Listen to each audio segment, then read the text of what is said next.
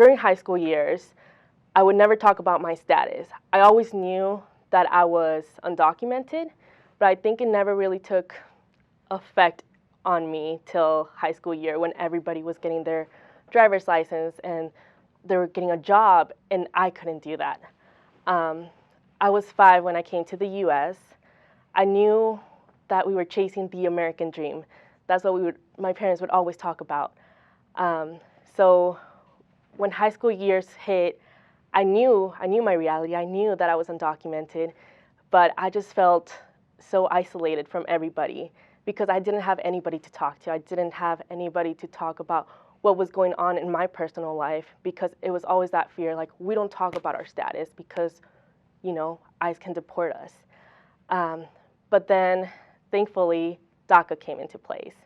When DACA got introduced, I remember as soon as we heard that we could apply for it, we went and to an attorney and filled out the documents. And I remember when my work permit came in the mail, and just that excitement, like, oh, okay, like I have this piece of paper, and I don't know why, but a piece of paper means so much in this country.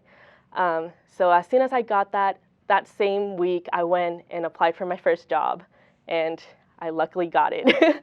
I also got my driver's license, and now I'm in college.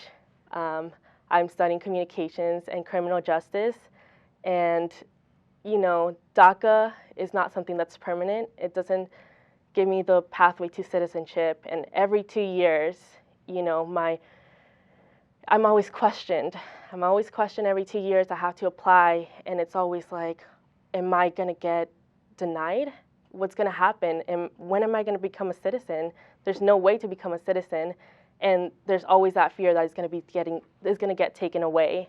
Having a son now, it's hard. It's hard to think about being separated by him or going to school and then ICE detaining me.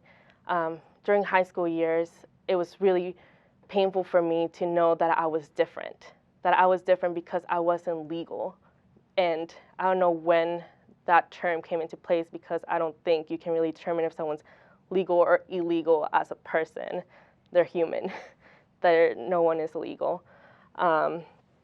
And during high school years, it was very tough, but I remember my parents would always say, keep pushing forward, like, don't give up. I think I got into a place that I was just in a really bad place where I was like, I'm not valued here. Why should I even do anything with my life? Why should I even go to college? Like, how am I even going to go to college when I don't have anything to get me there? So my parents have always instilled that mentality, like, you keep pushing forward regardless of what's going on. And, now that I have a son, I really hope I can instill those same values to him as well. Because regardless of what is going on around us, the pressure that there is about who you are and what you need to be doing so you can earn your right to be here or feel like you belong. I always feel like I have to work 2 times harder to do anything. Like, failure is not an option for me.